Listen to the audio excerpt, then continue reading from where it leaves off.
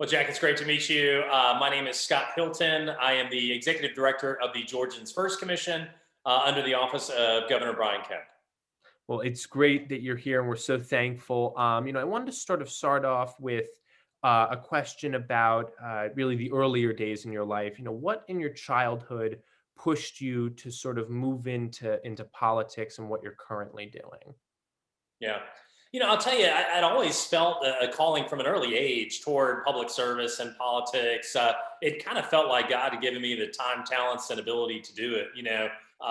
Leadership, not being afraid to step out and get things done, not being afraid to get out and talk to large groups of people, and then just a passion and a heart for it. So, yeah, I can certainly think back and remember it, from very early high school days and things like that. So, when I was in high school, I ended up running for student body president and all that stuff. And so, probably kind of my first little taste of what politics would be like down the road.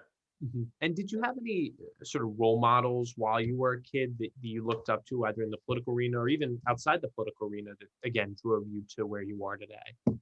Great question. Man, oh man, not at a super early age of maybe high school, but yeah, certainly as I got into college, and really it was volunteering to serve on different campaigns and things like that. That not so much a role model, but the opportunity to see kind of the inside of how it all works. So, yeah, that's what I would emphasize with your group, and probably a question you'd ask me later is, Scott, how can I get involved? And it's really simple as raising your hand, being an intern, a volunteer, a grassroots person. That's needed so much. And it's neat because you'll get in and rise pretty quickly through the ranks if you work hard and do the right things. So, and get some tremendous background experience. As you said, you're already prefacing some of the questions I'll ask you later. I wanted to move actually into that sort of, what was your first job relating to politics, or even just your first job sort of coming out of college?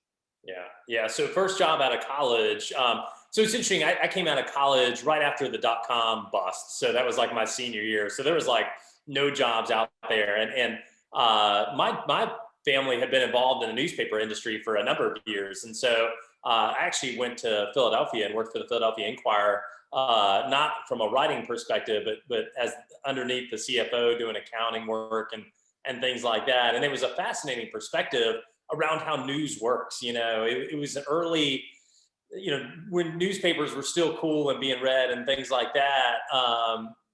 Kind of my early taste into what clickbait was, right? So like we would write headlines. At the end of the day, the newspaper was a product that we were trying to sell. And so headlines were written like that, and so if it was a slow news day, we would try to put out some kind of salacious, headline or things like that. So it's interesting to think about, as we think about what is truth and as we discern all the different media sources that we're consuming nowadays. But yeah, that was my not foray into politics, but into media per se, and loved it, learned a lot. But into politics, we moved down here to Georgia, and very quickly, like I said, raised my hand for different political organizations. We live in Gwinnett County, so volunteered with the Gwinnett GOP, and just did all the basic stuff to learn, from knocking on doors to making phone calls, to doing all that, to see what it takes to actually, being in politics sounds big and sexy and exciting, but there's a lot of grunt work that goes into it. And pivoting back for just a second, in college, did you study journalism, or did sort of journalism come and then it was almost this natural progression into politics? Yeah. So in college, I went to Georgetown undergrad in Washington D.C. Again, to kind of feed that political. I got offers at a couple different colleges, and man, Washington D.C. is just awesome. I mean, there's so much to see and learn and do there. I mean, half of my education was just being in Washington D.C. I was there from, I'm going to date myself, 98 to 2002, and so I saw the Clinton impeachment, the Bush inauguration, 9/11, and just everything in between. So a really neat time to be in DC. But no, ultimately I was a international business finance double major. with a minor in psychology. So more on the business side. I did take advantage to travel overseas, but I love college because it was a formative time to really test what is it that you believe in, because you come to college with certain preconceived notions and things that, and you meet different people who think differently than you do, believe differently than you do. And it was a great time just to make friends from all kinds of backgrounds and across the aisle and really debate and hash out the issues and really figure out, okay, what do I deep down, what do I really stand for? What do I believe in? Philosophically, politically, religiously, across the board. So just a fantastic opportunity. So for young folks, yeah, use this time because no one really has a monopoly on great ideas, and you've got to be able to expand yourself and what you believe in. So take advantage of that college time. Lots of great nuggets of information there. And, sort of, again, pivoting back and forth in sort of your timeline, take me through sort of, the 24 hours of what you do currently, right? Today, what does your 24 hours usually look like? Yeah. So just by way of background, the way I got to where I'm at today, so I did newspaper. I love the finance piece of it, but wanted something more client facing where I was touching people and helping people out. And so used my MBA. So got an MBA at Emory to kind of change careers and got into banking and did commercial banking. So I was banking privately held companies here in Georgia and doing all the banking needs that a company might have. Really enjoyed that and the people aspect of it. If you can't tell, I'm a little bit of an extrovert. And so, again, knew I always wanted to get into politics. So ran for the state house, was successful and served there and got to know the governor who then, he won, Governor Kemp, and wanted to start a commission focused entirely on how do we streamline government to better serve our small business community. And so what are the things that we can do operationally to make things move quicker, smoother, but then also what is some regulation and red tape that small business who, they are the lifeblood of Georgia's economy. I mean, when you think about it, 70% of all companies in Georgia have 10 or fewer people here. And so we've got to do what we can. And these companies are small, so they don't have huge staffs of people to deal with regulation and red tape. And so how do we safely protect Georgians and have the right amount of regulation in place, but also allow our economy and our business community to flourish? And so on a day-to-day basis, it's kind of twofold. Number one, going out in the community, listening to people, that are in the trenches every single day. What are you dealing with and how can we make it easier? It's that kind of old adage, hey, I'm from the government, I'm here to help. It's scary, but we really are. And then also looking at how do we deliver state government better to people, right? So everyone in 2021 wants to have that Amazon one-click kind of experience. Government right now feels more like AT&T and Comcast and slow and not easy to deal with. How do we improve that customer experience so it's more like Disneyland and less like Comcast? Yeah. And you sort of went through your day. Are there any obstacles that you face generally that you try to overcome? And then almost leading into my next question, how do you overcome those obstacles and those stressors? Yeah. The biggest obstacle is, so we're a change agent, right? Our job, as it's been told to us by the governor, is go into government and create change, make things easier. And just human nature, we tend to be adverse to change. And so that's hard. And you're also dealing with folks who are nonpartisan, non-political. They report to all the taxpayers. And so, and frankly, they're going to be there from one administration to the next and have been there for 20 years. And so, how do you help long-term state employees pivot from what they're doing to do something different? And I think it's all about relationships and communication, developing that trust across the table with whoever you're working with so they really believe in and buy into the mission at hand. So as a leader, my job is to help cast the governor's vision of, hey, here's where we want to take government and here's how we can do it, and really paint out for them and communicate very clearly, here are the steps that we need to take to get there, and then celebrate your success at the end of the day that, hey guys, we did it. We really created something really cool. So for example, one of the things we looked at was in Georgia today, how long does it take you to start a small business? And what are the steps that you've got to go through from registering with Secretary of State, signing up with revenue and labor and all these different agencies? And how do we take that spaghetti map of process that you've got to do and streamline it so it's like a one-click kind of experience? And so that involved getting a lot of big agencies and big monolithic state agencies together to create change and to really create kind of a database behind the scenes. And so that was one of the more fun projects that we got a chance to work on that I think is really going to have a meaningful impact on new entrepreneurs here in Georgia. And you sort of talked about some of the successes, and you're leading into some of my next questions, which is good on you. Which is, what's the sort of the best or the highest that you felt in your job, and then that lowest moment? Can you sort of contrast those and talk about how you felt in those moments and how you've dealt with those emotions?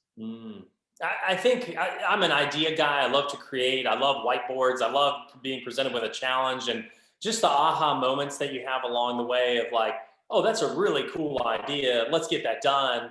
For me, the biggest challenge has been you're dealing with government, which is like turning the Titanic. It's big, it's huge. And, the good thing is government's not supposed to be changed very quickly and you don't want it to. I mean, you don't want things changing one way or the next, kind of depending on political party, all that quickly. So, but as a private sector guy who's all about innovation and change and new ideas, it can be frustrating at times to say, hey, here's a bright idea, let's do it.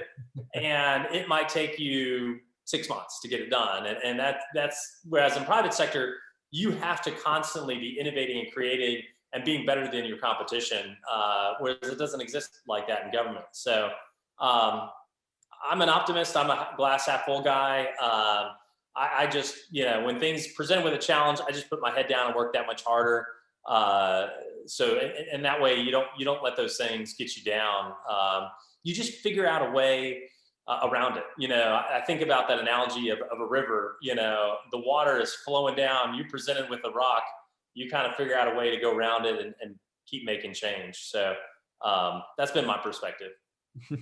Absolutely. I promise that this question is one of maybe two that are sort of the most difficult, I think, in our lineup. Is, at any point in your career path, if there is something you could do differently, what would it be? And if there isn't, sort of, could you explain why you're, I don't want to call it content, but why you're sort of excited and happy with where your path has gone up to this point? That's a great question. So I mentioned to you, I was in the State House. I served one term, and I think it's apparent. I was a Republican and lived here in the Atlanta suburbs, and ended up losing my very first re-election campaign. And that was tough. I mean, a lot of self-reflective moments of, what could I have done differently? Are the things that we could have changed that would allow us to win?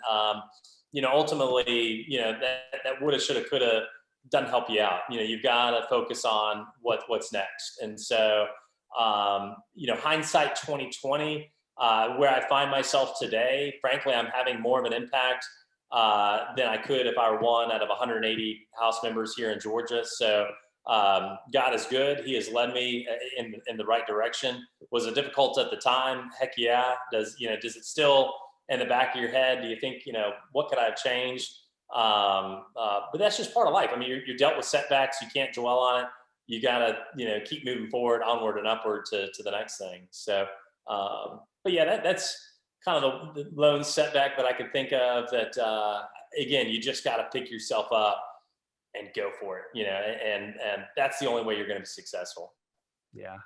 On a much lighter note, is there anything that you do sort of outside your normal 9 to 5 that's still related to your political influence? Do you work for a nonpartisan sort of committee? Do you do anything sort of charitable work? Or is there sort of no room for that at all? And, you're head down all the time in the State House and sort of working for the governor? Oh, I love it. I mean, it's politics is the most fun adults can legally have. I mean, it's fascinating. It's interesting, and it's a family at the end of the day. So Yeah, there's a ton that I do outside of the 9 to 5, whether it's volunteering for, I'm on our local YMCA board. I've got a family with 3 kids, so getting involved with their activities. And yeah, there's a number of, I mean, just today, for example, I had to go speak at another event. And so just making myself accessible to anybody and everybody. Yeah, that's always been my mentality is get involved and contribute your time and talents wherever you can. My one piece of advice is just be careful. Don't overcommit yourself. It can be easy when you're young and you want to get involved in so many different things. And it's neat when you have new opportunities like that. But it gets to a point where you really have to be strategic and pick and choose. What do I want to get involved in? Where can I have the most impact? But yeah, for right now, when you're young, get involved with as many things as you can. And then as you grow older, think about where you really want to contribute and give back. But yeah, we're active in church and family and volunteer stuff and hobby wise. This is an interesting tidbit about me, I guess, on a lighter note. So some buddies and I that I've met through politics, we enjoy hiking the highest point in every state. So we've done about 30 so far and try to do just a handful each year. So that's been a fun adventure. That's awesome. Yeah. You know, sort of, you've already given some great tips sort of throughout the interview, but if there was one, and I know this is super hard to, with everything that you've said, sort of pull together. If there was one tip that you could give to somebody or give to a teen who's trying to maybe follow in your footsteps or move into politics, what would that advice be? So the advice I would give, and this is very clear, just listen to this point. Be confident in yourself, but while being humble at the same time. So when you're young, you think to yourself, yeah, I got no experience. I haven't done this or that, and that that's a weakness, and that can get in the way of your progression. And so be very confident in who you are and what you've got to give back, and the value in that. Because people do need you. They need young, energetic, bright people, and so don't be afraid to raise your hand. At the same time, be humble about it. Listen to others. It's the old adage: God gave us 2 ears and one mouth. He did that for a reason. And there's so much you can learn. Just be a sponge when you're young, and if you're in the room when all those important conversations are going on, you're going to learn a lot, and you need to, because fast forward 20 years, you're going to be the leader in that chair, and we need you to have learned a lot along the way. So be confident in who you are. Don't be afraid to raise your hand, get involved. And then when you are there in that room, soak it all in, listen, learn, and be ready, because your turn is going to be coming sooner than you think. Mhm. And I promised you one more sort of difficult question. This one's much, much lighter than the previous one. But sort of, think about your job and what you've done sort of throughout your life, and how do you think that is, positively contributing to society? Yeah. Whether you get in politics or not, there's so many different ways you can contribute back to society. Being in the arena like I am right now, you can see that more tangibly. There's bills that I passed in the state house. One of them, very bipartisan, went to a Democrat colleague and said, "Hey, brother, what are you working on that I can help you pass?" And one of my very first bills was to remove the R word, retardation from Georgia's code and statute and all that up, and bringing dignity to people with disabilities. And it's a small change, but it's one that impacts, the 100,000 plus people in our state, maybe more than that deal with disabilities. And so it's that, whether it's that or dealing with education or healthcare, you make these changes, and they're changes at a macro level. So sometimes it can be hard to see at a real minute detail level who that impacts. But another bill I worked on had to do with school choice and education. And man, I mean, that's more pertinent now than ever, being able to decide where and when I go to school. And so it's neat to sit back and reflect on and see that. And it's always so special when someone reaches out to you with a note or an email or a call. It says, "Hey, because you did this has happened to our family." And that's just awesome. And it makes it, Well, worth it because it's hard along the way. I mean, you take a lot of slings and arrows in the back, but you know that you're helping people and you know you're making a difference, and that's exactly why all of us get into this.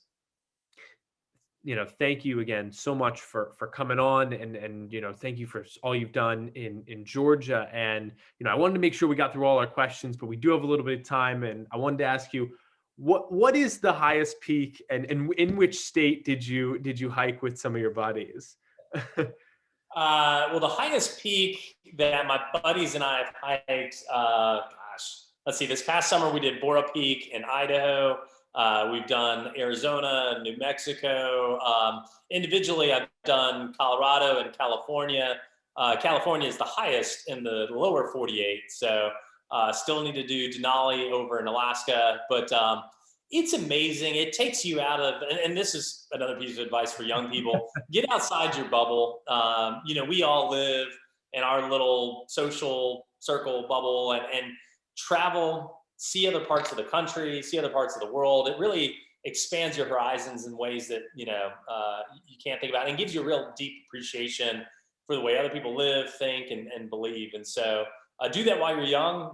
Do it while, I guess, there's no COVID going on. But yeah, travel as much as you can. That's and travel to parts that people wouldn't normally go to. Get off the road. Yeah. Well, thank you so much for all the time that you've come in today and done. I know that, everybody, as they'll be listening to these series, will be, really excited and happy to hear about all the great tidbits that you've shared, even while talking about just hiking the highest peaks. So thank you again. Well, again, I just encourage the young folks. Right now, politics seems so divisive, and it's one party versus the other. But man, oh man, I mean, we need people like yourselves, getting involved, getting engaged, listening to other people, and bringing our country closer together. I mean, I'm so hopeful for that right now, and I think we can do it. And I know that next generation is going to do it for us. So thanks for giving me just a few minutes here. No, thank you.